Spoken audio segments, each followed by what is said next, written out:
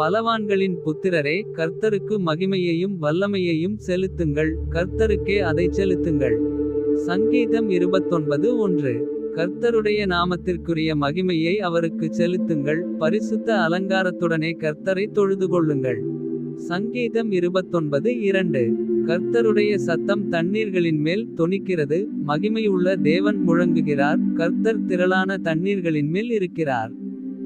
சங்கீதம் 29:3. கர்த்தருடைய சத்தம் வல்லமையுள்ளது. கர்த்தருடைய சத்தம் மகத்துவமுள்ளது.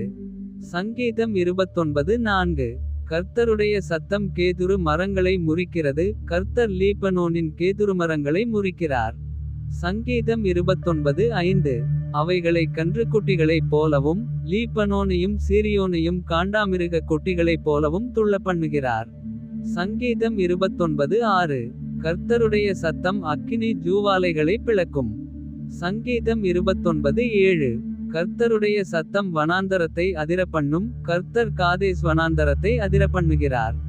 சங்கீதம் 29:8. கர்த்தருடைய சத்தம் பெண்மான்களை ஈனும்படி செய்து காடுகளை வெளியாக்கும். அவருடைய ஆலயத்தில் உள்ள யாவரும் அவருடைய மகிமையை பிரஸ்தாபிக்கிறார்கள். சங்கீதம் 29:9. கர்த்தர் ஜலப்பிரவாகத்தின் மேல் உட்கார்ந்திருக்கிறார். கர்த்தர் என்றென்றைக்கும் ராஜாவாக வீற்றிருக்கிறார். சங்கீதம் 29:10.